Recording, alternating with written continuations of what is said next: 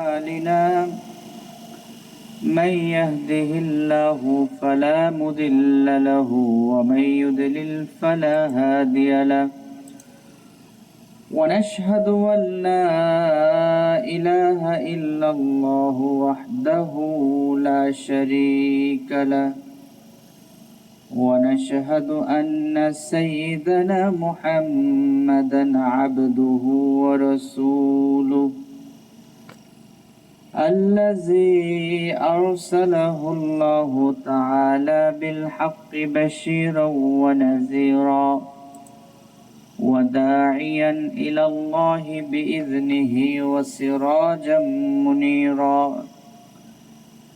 فأعوذ بالله من الشيطان الرجيم بسم الله الرحمن الرحيم يكاد البرق يخطف أبصارهم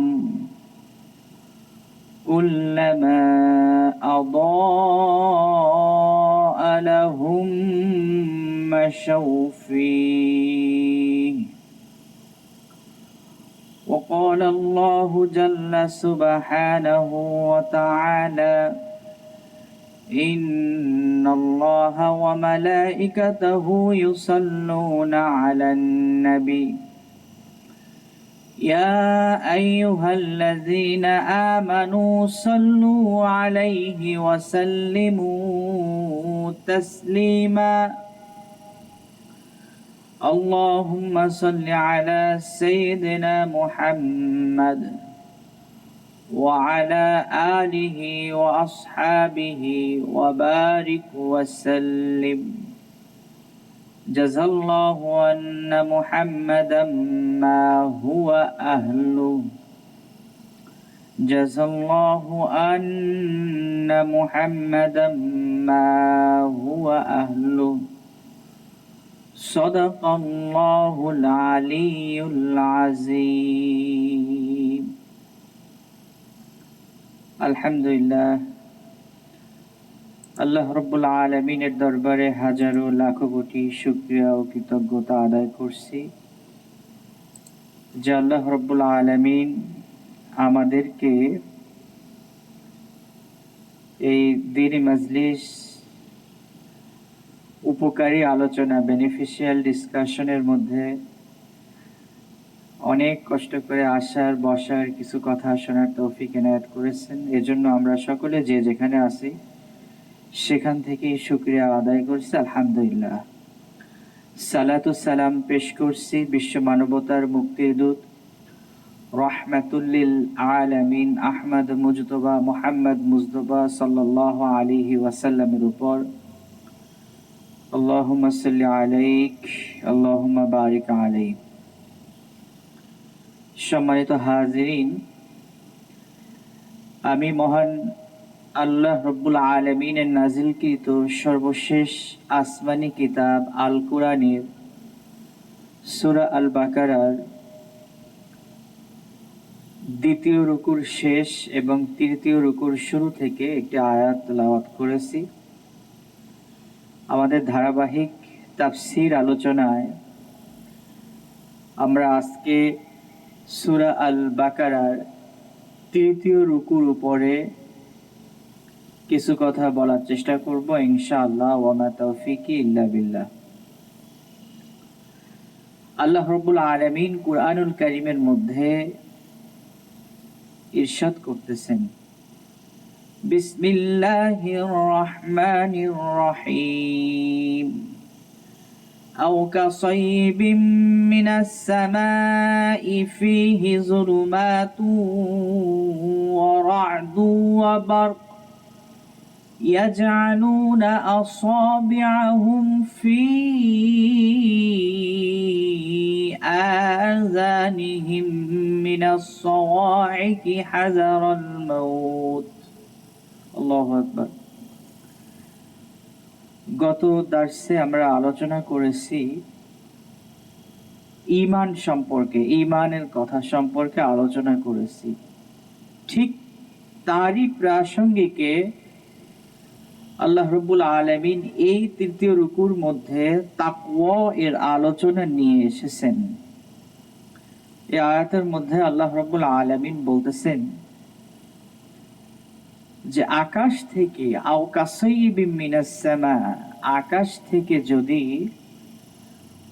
অন্ধকার নাজিল হয়, ঘন কালো অন্ধকারে যদি আকাশটি ছেয়ে যায়, এরপরে ওয়ারাদু ওয়া বারক, এবং সেখানে যদি বজ্রপাত হয় এবং বিদ্যুৎ চমকাতে থাকে, ইয়াজআলুনা আসাবিআহুম, তখন কিছু মানুষ এমন হয় যারা ফি আযানিহিম মিনাস সাওয়াইকি হাযারাল মাউত, মৃত্যুকে ভয় পেয়ে, মৃত্যুর ভয়ে তারা তাদের আঙ্গুলগুলো কানের মধ্যে প্রবেশ করায়।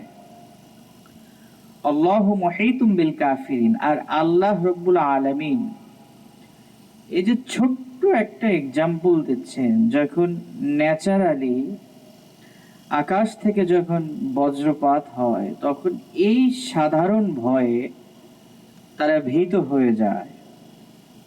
আর ঈমানদারদের কথা আল্লাহ রাব্বুল আলামিন বলতেছেন যে ঈমানদারদের দৃষ্টান্ত হচ্ছে আমি এরকম রেখেছি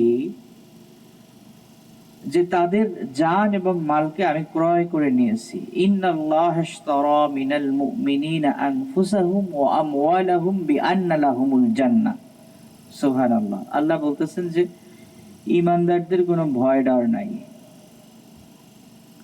তারা ভীরু কাপুরুষ নয়, তাদের জান এবং মাল এটা আল্লাহ রাব্বুল আলামিন ক্রয় করে নিয়েছেন।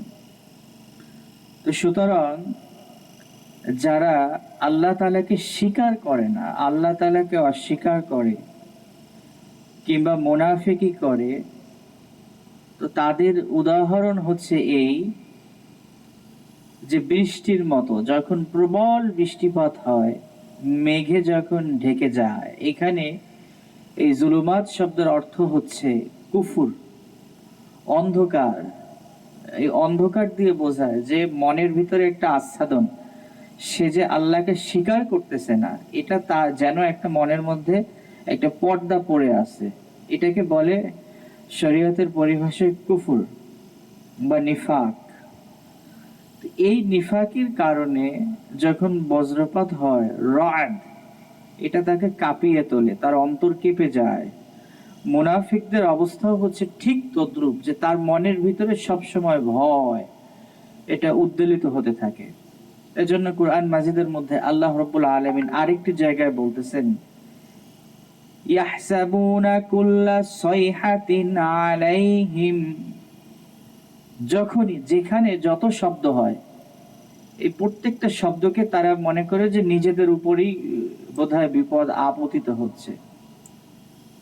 কোথাও যদি গাড়ির একটা টায়ার ফেটে যায়, ঠাস করে শব্দ হলো, সাথে সাথে ভয় পেয়ে কাঁচুমাচু হয়ে জড়ো হয়ে যায়। কেন? কারণ এদের ভিতরে যারা আল্লাহ রাব্বুল আলামিনকে ভয় করে না, আল্লাহ তাআলা বলেছেন যে তাদের অন্তরে আল্লাহ তাআলা মাখলুকাতের ভয় ঢুকিয়ে দেয়। তখন তারা ওই প্রাণী দেখে ভয় পায়, এই ছোট পোকামাকড় দেখে ভয় পায়, বিভিন্ন জিনিস দেখে তারা এভাবে ভয় পেতে থাকে। আর যারা ঈমানদার হয়, তাদের কথা আল্লাহ রাব্বুল আলামিন আলোর সাথে তুলনা করেছেন, যে তাদের অন্তরটা আয়না যেরকম ঝকঝক করতে থাকে, আয়নার উপরে আলো পড়লে সেটা যেভাবে রিফ্লেক্ট হয়, একজন মুমিনের অন্তর, তার কল্ব, ঠিক এইভাবে করে তার ঈমান রিফ্লেক্ট হতে থাকে। যখনই ঈমানদার কোনো এরকম অস্বাভাবিক কিছু পরিলক্ষণ করে, তখন কি বলে সে? তখন সে বলে, ক্বালু ইন্না লিল্লাহি ওয়া ইন্না ইলাইহি রাজিউন।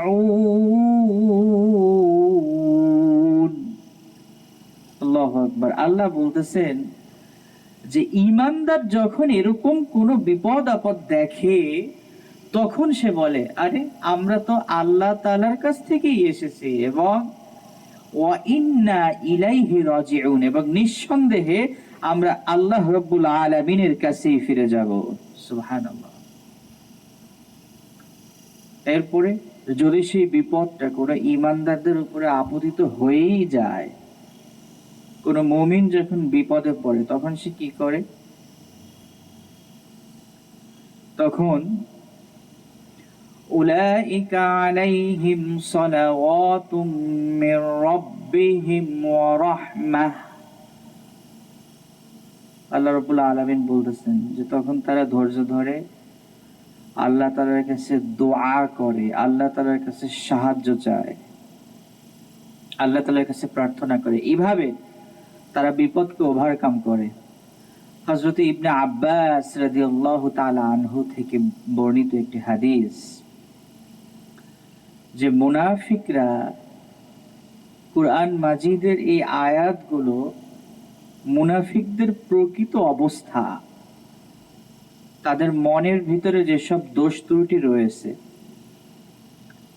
এগুলো আল্লাহ রাব্বুল আলামিন প্রকাশ করে দিয়েছেন। কেমন প্রকাশ করে দিয়েছেন? এই মুনাফিক শ্রেণী এরা যখন ঈমানদারদের সাথে আসে, মুমিনদের সাথে আসে, রাসূলের কাছে আসে, আমরা গত দর্শে এই আয়াতগুলো আলোচনা করেছিলাম, তখন এরা বলে যে ক্বালু ইন্না মাআকুম, আমরা তো তোমাদের সাথেই আছি, তোমরা যা বলো আমরা তো সেটাই করতে থাকি।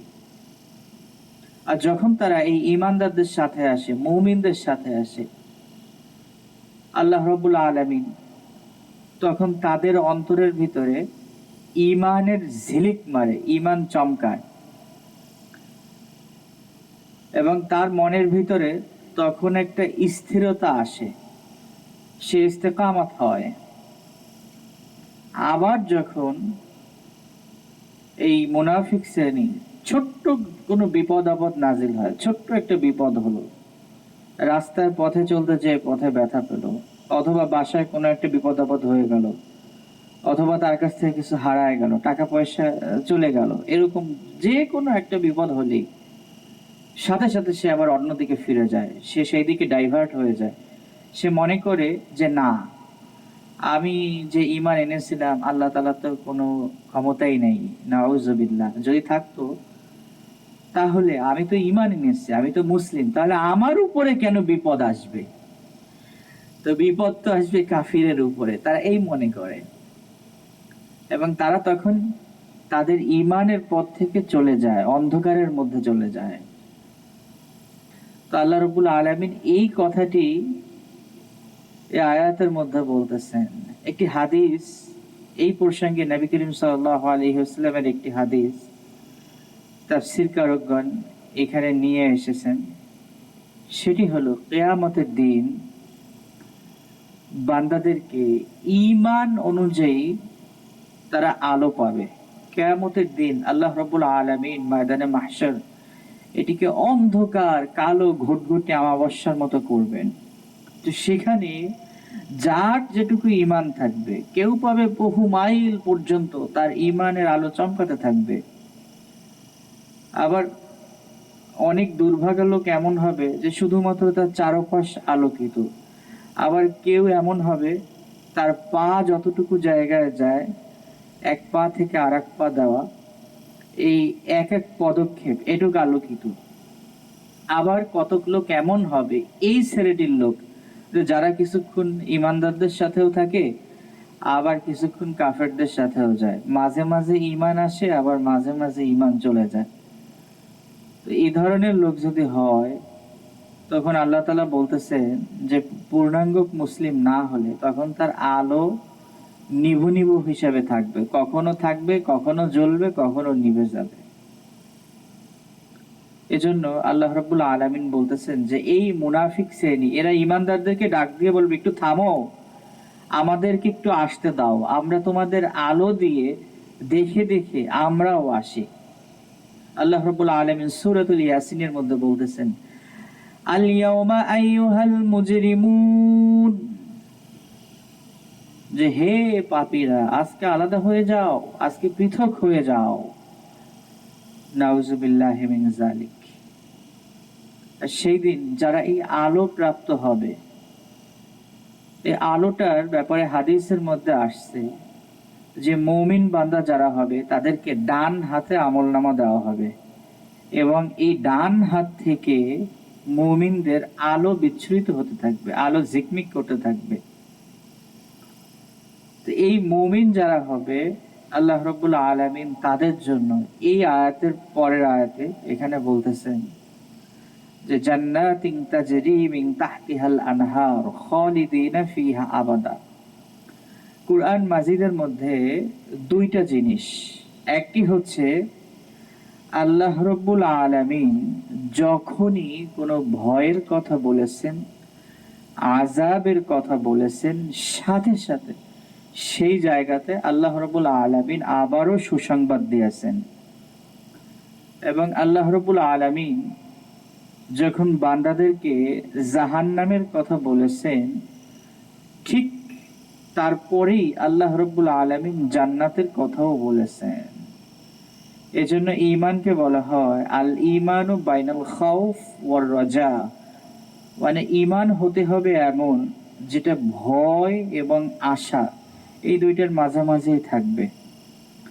যেমন ভয় কেমন, যে বান্দার মনে এটি জাগ্রত হওয়া যে কিয়ামতের দিন যদি আমার আমল ভালো না হয় তাহলে আমাকে বাম হাতে আমলনামা দেওয়া হবে এবং কুৎসিত অন্ধকারে আমি আচ্ছাদিত থাকবো। সেদিন আমি কোনো ধরনের কোনো আলো পাবো না, কোনো আল্লাহ রাব্বুল আলামিনের কোনো সহায়তা পাবো না, কোনো ফেরেশতারা আমাকে জান্নাতের পথ দেখাবে না। এই যে ভয়, মনের ভিতরে এই ভয় জাগ্রত রাখা। আর আশা কি? আশা হচ্ছে এটা জান্নাতিন তাজরি মিন তাহতিহাল আনহার। আল্লাহ রাব্বুল আলামিন বলে দিয়েছেন যদি ইমানদার হতে পারি তাহলে তো আমরা সাকসেসফুল হয়ে যাব, আমাদের জন্য তো ওই জান্নাত, যেই জান্নাতের নিচ দিয়ে নহর প্রবাহিত। সুবহানাল্লাহ। হযরত আব্দুল্লাহ ইবনে মাসউদ রাদিয়াল্লাহু তাআলা আনহু বলেন যে মুমিনদের আমলের সমপরিমাণ অনুযায়ী আলো থাকবে। কেউ কেউ পাবে একটা খেজুর গাছের সমান জায়গা, আবার কেউ কেউ পাবে হযরত আদম আলাইহিস সালামের পায়ের সমান জায়গা। হযরত আদম আলাইহিস সালাম তিনি পৃথিবীর সর্বপ্রথম মানুষ এবং তাকে আল্লাহ রাব্বুল আলামিন সিত্তুনা জিরাআন ৬০ হাত লম্বা করে বানিয়েছিলেন। অনেক বড় একজন মানুষ ছিলেন।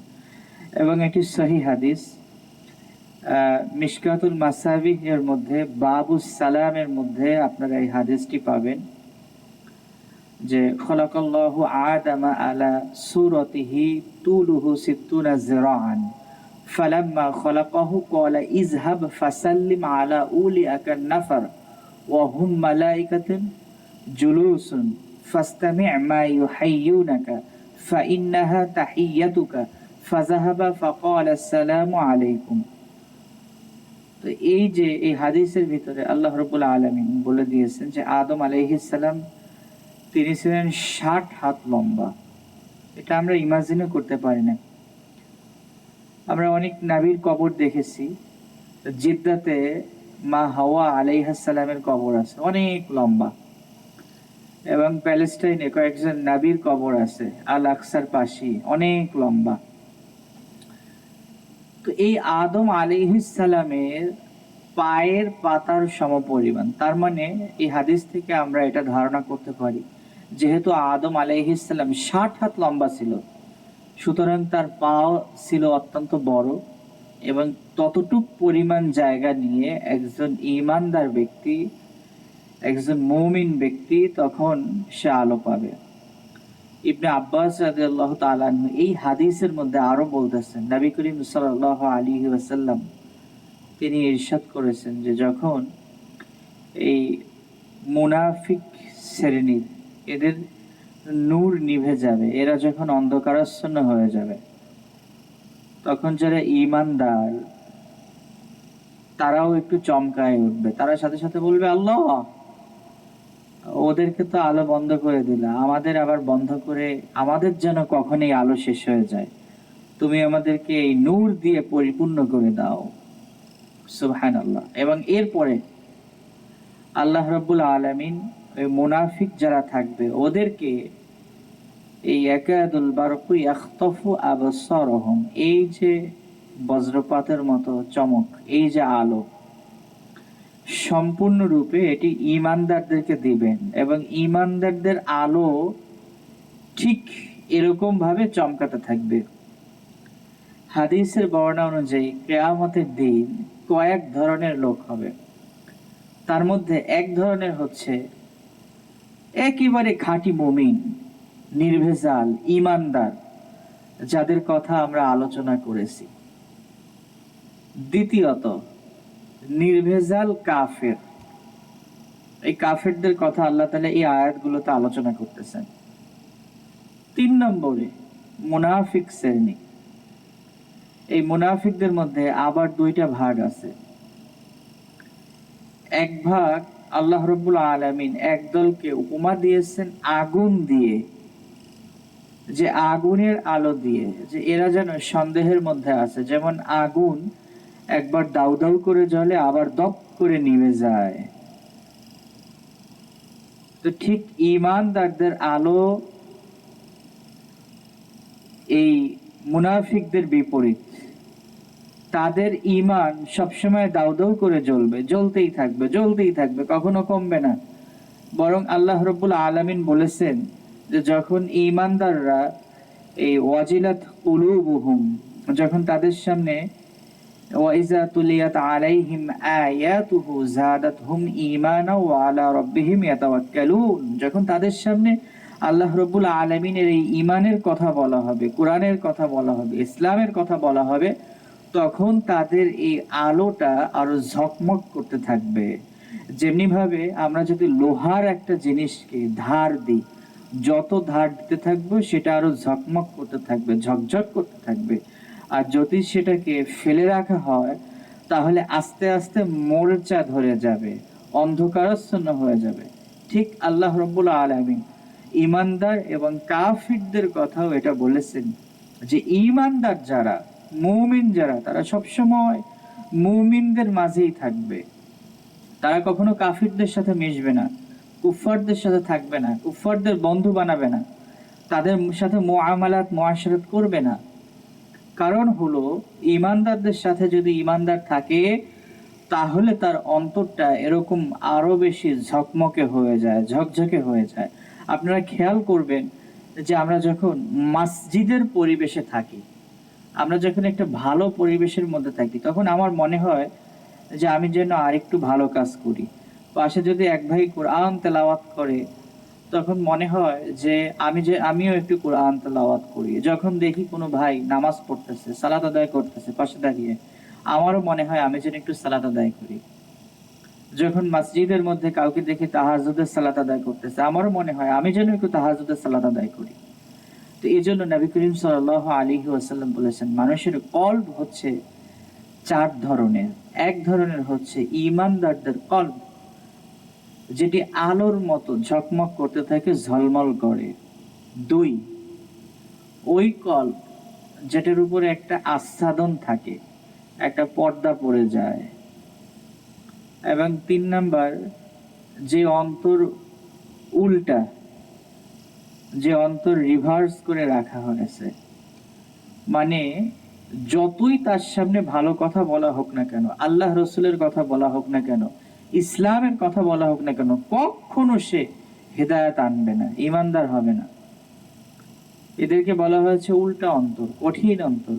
এবং 4 নাম্বার, মিশ্রিত অন্তর, মুনাফিকদের অন্তর, যাদের কথা আমরা আলোচনা করতেছি।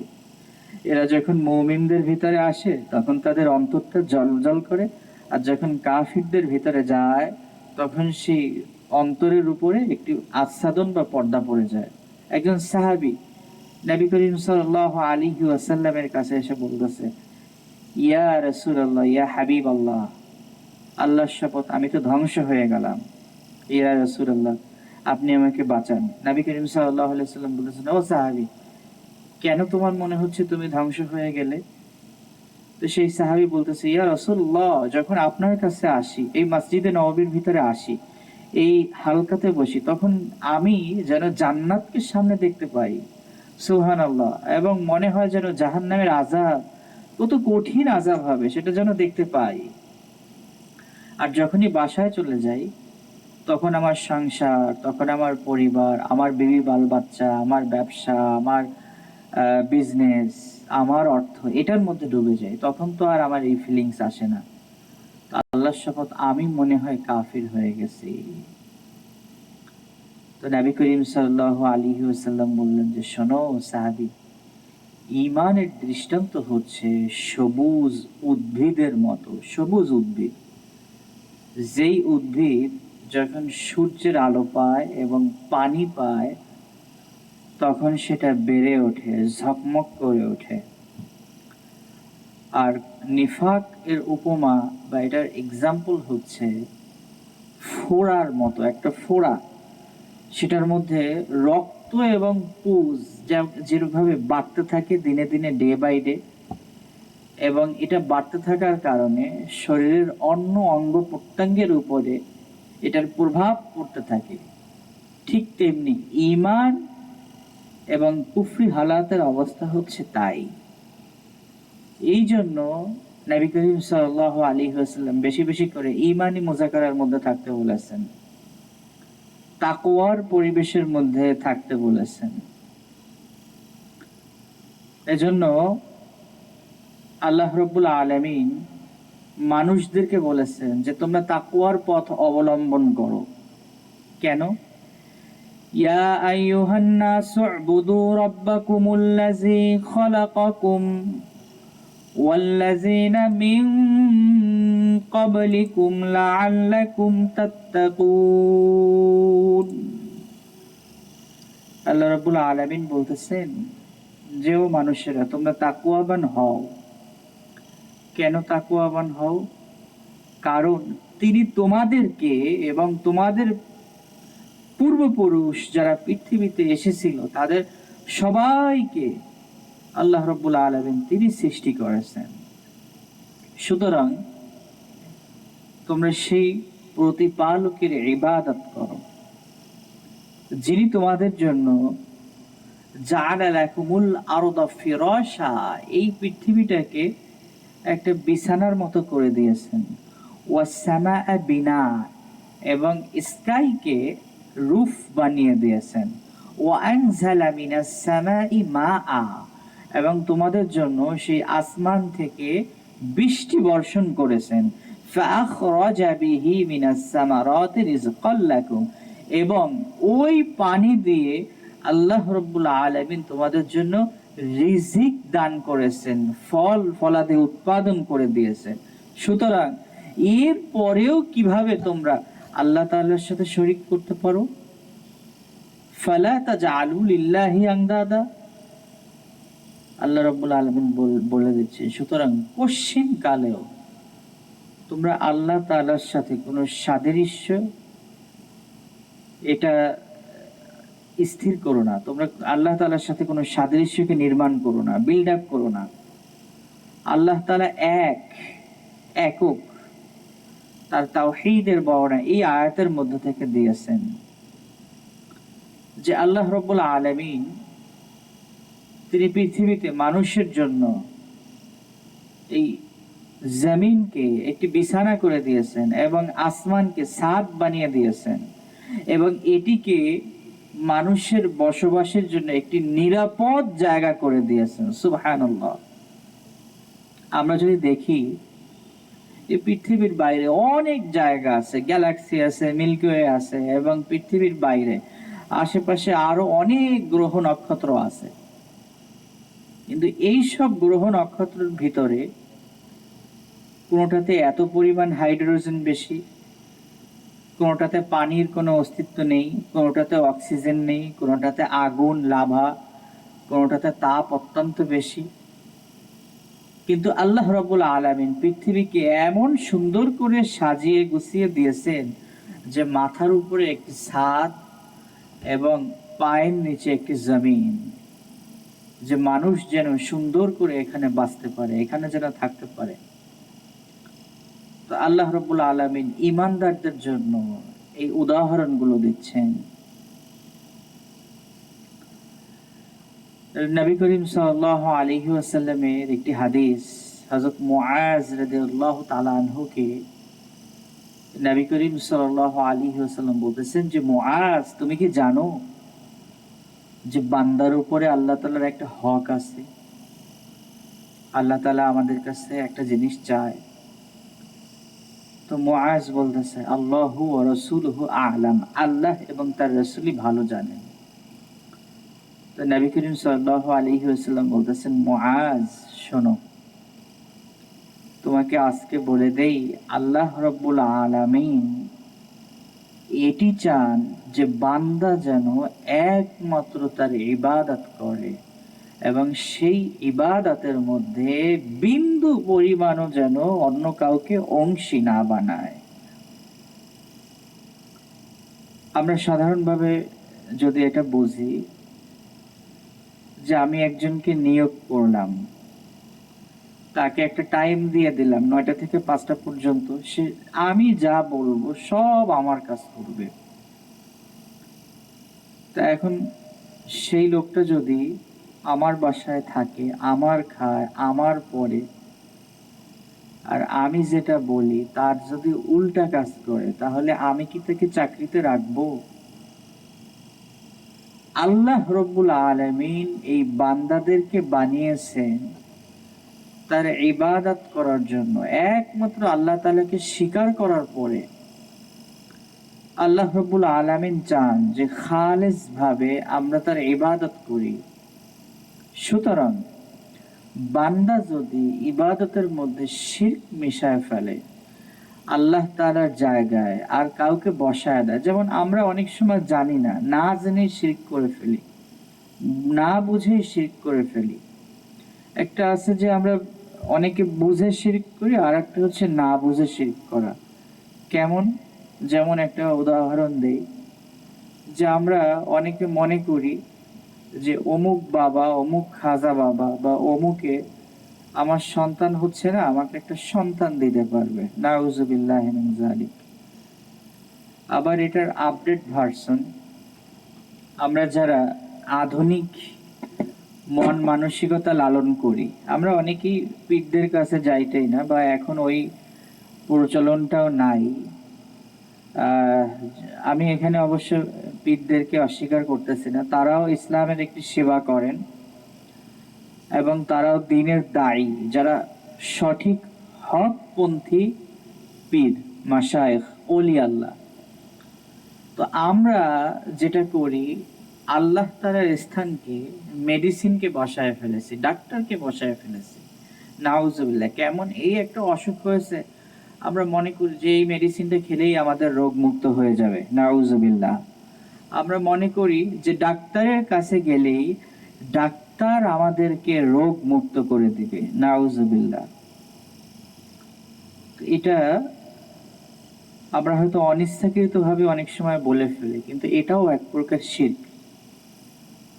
তো আল্লাহ রাব্বুল আলামিন কিয়ামতের দিন বান্দার সব গুনাহগুলোকে ক্ষমা করে দিবেন, ইল্লা শিরক, শুধুমাত্র তার সাথে যারা অংশী স্থাপন করবে এদেরকে ক্ষমা করবেন না। একবার কিছু ইয়াহুদি নবী করিম সাল্লাল্লাহু আলাইহি ওয়াসাল্লামের কাছে আসলো। আসার পরে নবী করিম সাল্লাল্লাহু আলাইহি ওয়াসাল্লাম বললেন যে, আফসোস, তোমরা তো আহলে কিতাব, আল্লাহ তাআলাকে মানো, স্বীকার করো, কিন্তু তারপরেও তোমরা শিরক করে থাকো। তো ইয়াহুদিরা বলল, হ্যাঁ নবী, ইয়া মুহাম্মদ, আমরা কিভাবে শিরক করি? তো আল্লাহ রাব্বুল আলামিন সেটার জবাব আবার কোরআনের মধ্যে দিয়ে দিচ্ছেন। وقالت اليهود عزير بن الله وقالت النصارى مسيح ابن الله। যারা ইয়াহুদি এরা বলে যে উজাইর হচ্ছে আল্লাহ তাআলার পুত্র, আর যারা খ্রিস্টান ওরা বলে যে ঈসা মাসীহ আলাইহিস সালাম তিনি আল্লাহ তাআলার পুত্র। নাউজুবিল্লাহি মিন যালিক। তো নবী করিম সাল্লাল্লাহু আলাইহি ওয়াসাল্লাম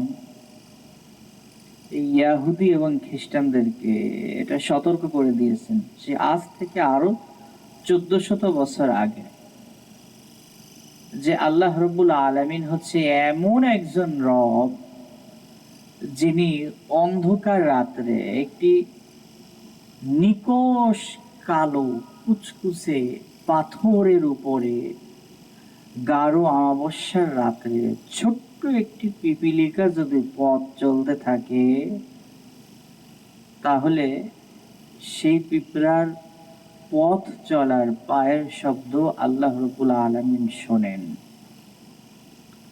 তো আল্লাহ রাব্বুল আলামিন এইরকম, তিনি এরকম সামিয়া, তিনি এরকম বাসীর, তিনি এরকম আলিম, তিনি সব কিছু দেখেন, সব কিছু জানেন, সব কিছু শোনেন। আমরা যদি এরকম বলে থাকি যে বাড়ি যদি কুকুর না থাকতো তাহলে তো রাত্রে আমাদের বাসায় চোর ঢুকে পড়তো না।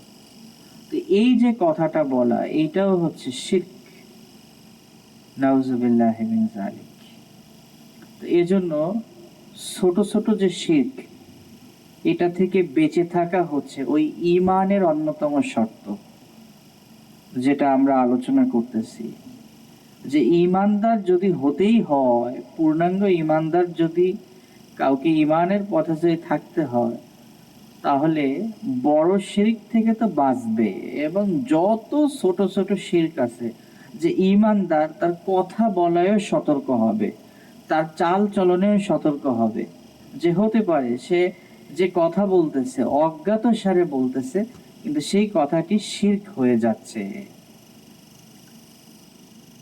নবী করিম সাল্লাল্লাহু আলাইহি ওয়াসাল্লাম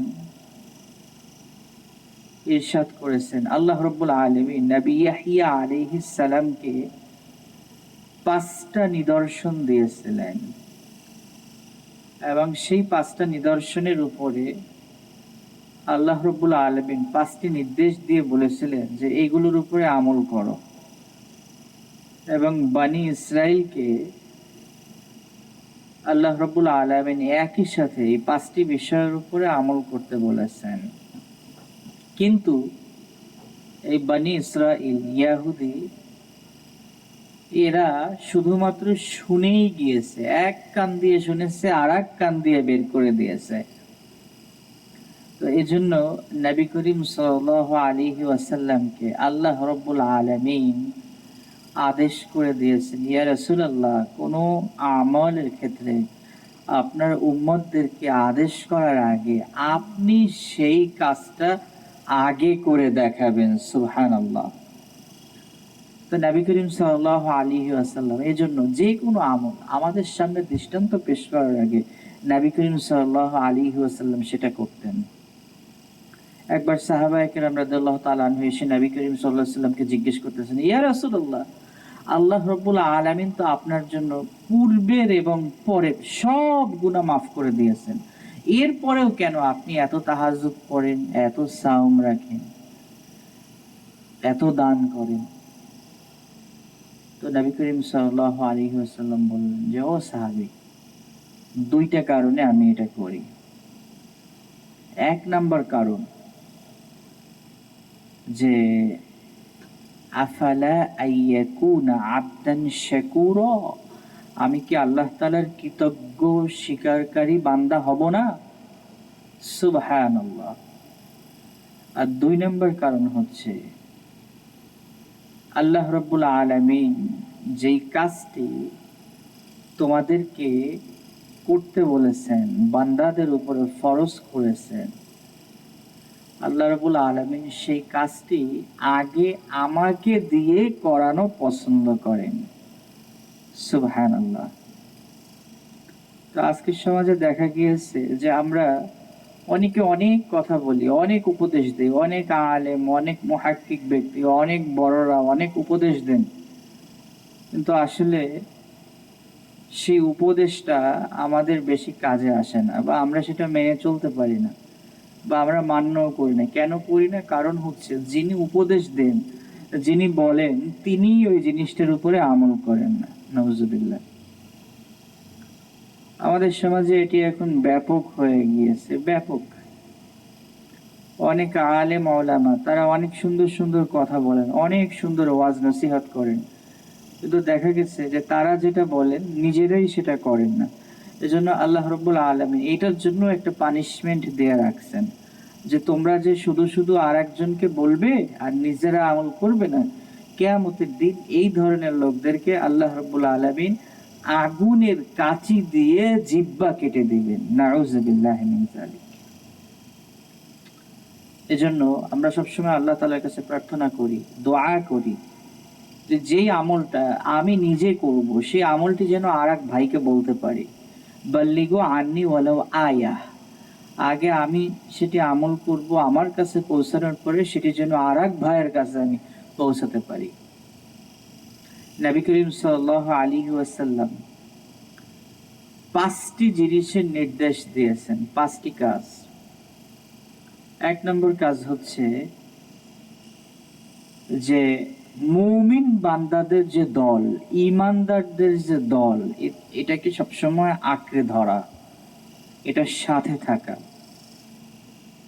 যারা ঈমানদারদের দল, আল্লাহ ভীরুদের দল, তাদের সাথে সাথে থাকা, তাদের সোহবতে থাকা। এজন্য বলে সোহবতে সালে তোরা সালে সোনাদ, সোহবতে সালে তোরা সালে কুনাদ। যে সৎসঙ্গে সর্ববাস, অসৎ সঙ্গে সর্বনাশ। নবী করিম সাল্লাল্লাহু আলাইহি ওয়াসাল্লাম হাদিসের মধ্যে বলেছেন যে যখন তুমি কোনো আতরওয়ালার দোকানে যাও, সুগন্ধিওয়ালার দোকানে যাও, তখন তুমি তার কাছ থেকে সুগন্ধি ক্রয় করো আর না করো, ওই সুগন্ধির সুঘ্রাণ তোমার নাকে আসবে। সুবহানাল্লাহ। আর যখন তুমি কোনো কামারের দোকানে যাও, তার হাফরের বাতাসে আগুনের ঝলকা এসে তোমার জামা পোড়ায় দিবে। ঠিক তেমনি ভাবে ঈমানদারদের সাথে যদি থাকা হয়, নেককারদের সাথে যদি থাকা হয়, সলেহ লোকদের সাথে যদি থাকা হয়, তাহলে আমাদের আত্মাগুলো পরিশুদ্ধ হয়ে যাবে, আমাদের ঈমান পাকাপোক্ত হয়ে যাবে। এজন্য নবী করিম সাল্লাল্লাহু আলাইহি ওয়াসাল্লাম 5 কাজের মধ্যে 1 নম্বর কাজ বলেছেন যে তোমরা সব সময় নেককারদের সাথে জামাতবদ্ধ হয়ে থাকো, এবং 2 তাদের উপদেশ গ্রহণ করো। যারা নেককার, আল্লাহওয়ালা, বুজুর্গ ব্যক্তি, তাদের ওয়াজ, তারা যে নসিহত করে সেটা শোনো। এবং 3 নম্বরে তাদের আনুগত্য করো, ইতাআতুল্লাহ ওয়া ইতাআতুর রাসূল ওয়া উলিল আমরি মিনকুম। আল্লাহর আনুগত্য করো, রাসূলের আনুগত্য করো, এবং তোমাদের মাঝে যারা সৎ লোক, ঈমানদার ব্যক্তি, সালেহ ব্যক্তি, নেককার ব্যক্তি, তাদেরকে আনুগত্য করো। এরপরে 4 নম্বরে নবী করিম সাল্লাল্লাহু আলাইহি ওয়াসাল্লাম বলেছেন যে যদি কখনো আল্লাহর রাস্তায় তোমাদের জান ও মাল নিয়ে তোমাদের মাতৃভূমি ছেড়েও যেতে হয়, হিজরত করতে হয়, তাহলে তোমরা সেটা হিজরত করো। তোমাদের ঈমান বাঁচানোর জন্য, ঈমানকে ঠিক রাখার জন্য যদি তোমাদের নিজ মাতৃভূমি ত্যাগ করতে হয়, তাহলে সেটা করো। এবং 5 নম্বরে আল্লাহর রাস্তায় জিহাদে ঝাঁপিয়ে পড়ো। যখন আল্লাহর রাস্তায় ডাক আসবে, তখন আল্লাহর রাস্তায় তোমরা সাড়া দাও। তো এই জন্য এই 5টি কাজের মাধ্যমে আল্লাহ তাআলার প্রিয় পাত্র হওয়া যায়, আল্লাহ তাআলার নেককার হওয়া যায়। তো এই আয়াতগুলোর মধ্যে আল্লাহ রাব্বুল আলামিন তার সেই তাওহীদের কথা বলেছেন, রিসালাতের কথা বলেছেন। যেই তাওহীদের কথা শুনে শুনে আমরা নেককার হতে পারি, আমরা ঈমানদার হতে পারি, সেই কথাই বলেছেন। কিভাবে আমরা ঈমানদার হতে পারি, আমাদের ঈমান বাড়াতে পারি, আমি সংক্ষেপে আর একটু বলেই শেষ করব ইনশাআল্লাহ।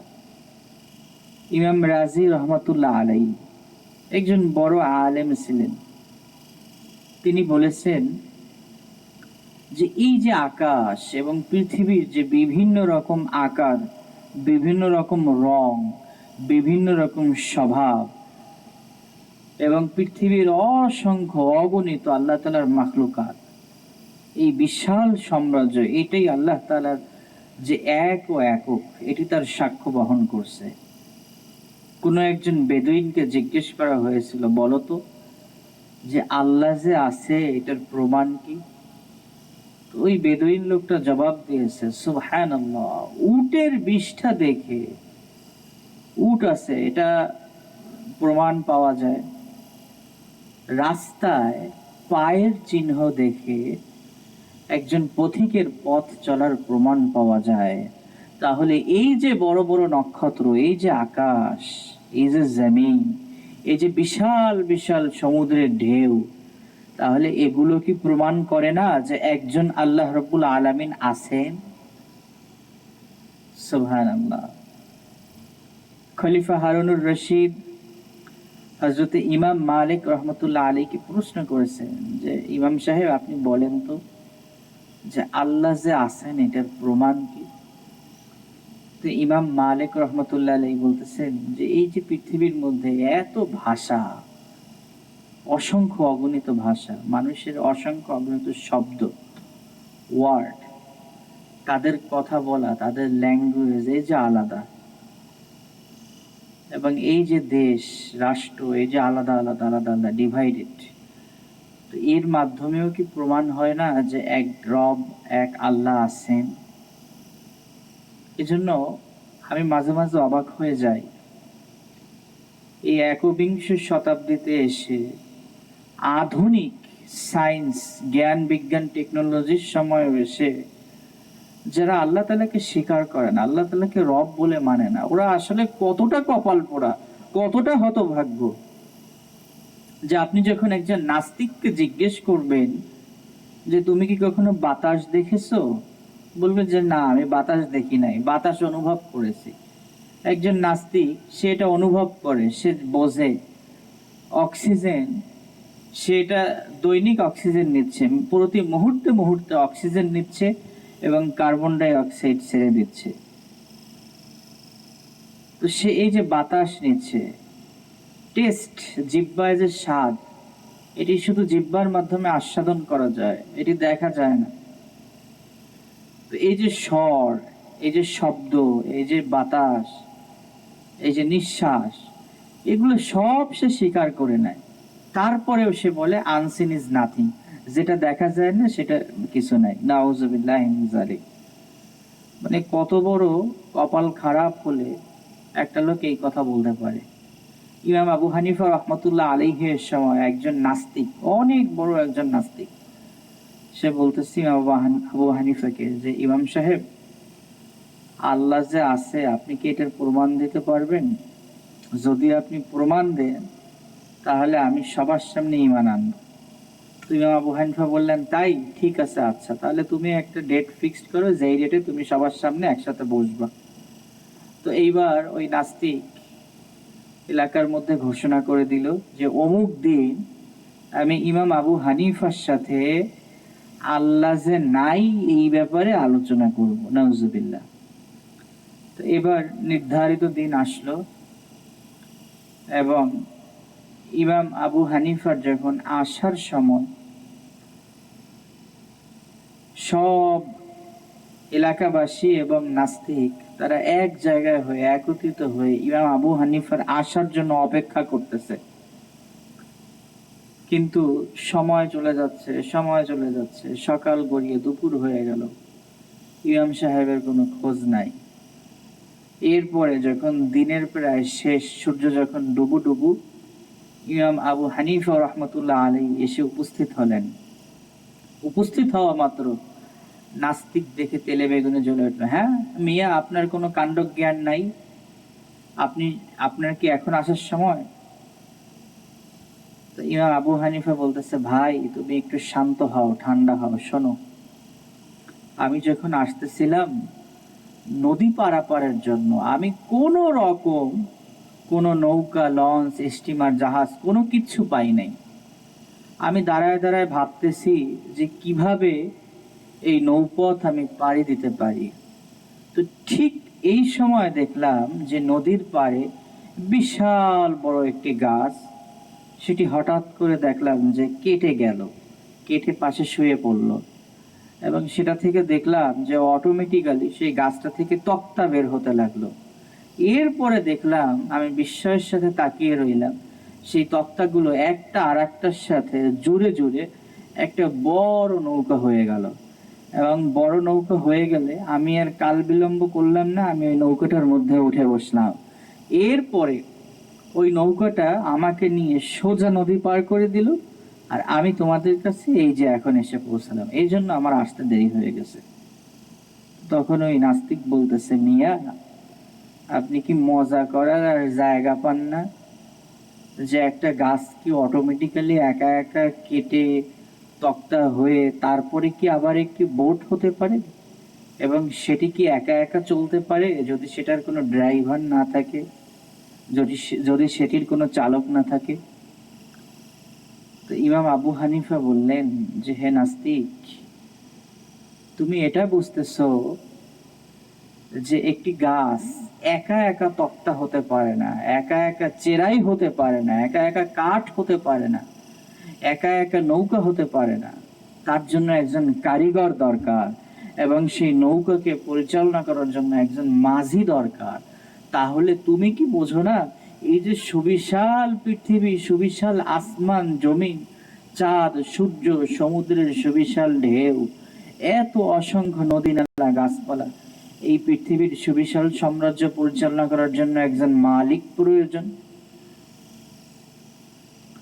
এইবার ওই লোকটা সব শুনে হতভম্ব হয়ে গেল, এবং সে অবশেষে ইমাম আবু হানিফার যুক্তির কাছে মুসলমান হয়ে গেল। সুবহানাল্লাহ। তো অন্তরের মধ্যে যদি বক্রতা না থাকে, তখন আমরা যদি উলামায়ে কেরামের কাছে যাই, দ্বীনের সহিবুজ যদি পাই, ঈমানের যদি কথা শুনি, আমাদের মনের মধ্যে যদি কোনো কনফিউশন থেকে থাকে, তখন সেটা দূর হয়ে যায় এবং ঈমান পাকাপোক্ত হয়ে যায়। সুবহানাল্লাহ। তো এই জন্য নবী করিম সাল্লাল্লাহু আলাইহি ওয়াসাল্লাম বেশি বেশি করে ঈমানদারদের মজলিসে থাকতে বলেছেন, কুরআনের মজলিসে থাকতে বলেছেন। কারণ এর মাধ্যমে আল্লাহ তাআলার একাত্মবাদ, তাওহীদ, রিসালাত, আখিরাতের কথা স্মরণ হয়ে যায়। যে আল্লাহ রাব্বুল আলামিন কুরআনের মধ্যে বলতেছেন যে, তুলিজুল লাইলা ফিন নাহারি ওয়া তুলিজুন নাহারা ফিল লাইল ওয়া তুখরিজুল হাইয়া মিনাল মাইয়িতি ওয়া তুখরিজুল মাইয়িতা মিনাল হাই। যে আল্লাহ রাব্বুল আলামিন মৃত জিনিস থেকে একটি জীবিত জিনিস দান করেছেন। প্রিয় ভাইরা আমার, আমরা যদি চিন্তা করি যে আমরা আজকে আছি, এখন থেকে 100 ইয়ার্স আগে কেউ ছিলাম না, এবং আমরা যে আসব, আমার নাম যে আমিনুল ইসলাম হবে, আমি যে পৃথিবীতে থাকব, আমি যে বাংলাদেশে বাস করব, এটা আমাদের কারো কল্পনায় ছিল না। আমরা নিজেরাও এটা ভাবতে পারিনি। কিন্তু আল্লাহ রাব্বুল আলামিন আমাদেরকে পৃথিবীতে পাঠিয়েছেন। একটা ডিম, কোথায়ও কোনো ছিদ্র নাই, ফাঁক ফোকর নাই, সেই ডিমটার মধ্যে তাপ দিলে আস্তে আস্তে ওই মুরগির তাপে তাপে একটা বাচ্চা তৈরি হয়ে যায়। সুবহানাল্লাহ। একটা বীজ, সে ছোট্ট একটা বীজ, সেটাকে যদি বপন করা হয়, কিছুদিন পর সেখান থেকে ছোট্ট একটা চারা গজায়। এরপরে আস্তে আস্তে সেটি 80 হাত, 100 হাত, বিশাল বড় লম্বা হয়ে যায়। সুবহানাল্লাহ। এই যে ডিমের ভিতর থেকে বাচ্চা বের হওয়া, আমাদের পৃথিবীতে আসা, একটি বীজ থেকে চারা তৈরি হওয়া, অঙ্কুর উদ্গম হওয়া, এই সবগুলো বিষয় আল্লাহ তাআলার একত্ববাদের প্রমাণ নিয়ে আসে। আর এই বিষয়গুলো যখন আমাদের সামনে বেশি বেশি করে আসবে, আমরা যখন বেশি বেশি করে আলোচনা করব, জানব, এই বিষয়ের উপরে কথা বলবো, তখনই আমাদের ঈমানগুলো পাকাপোক্ত হবে। আল্লাহ রাব্বুল আলামিন আমাদেরকে আমাদের ঈমানগুলোকে খাঁটি মজবুত বানানোর তৌফিক দান করুন। আমিন। ওমা তৌফিকি ইল্লা বিল্লাহ। আসসালামু আলাইকুম ওয়া রাহমাতুল্লাহি ওয়া বারাকাতুহু।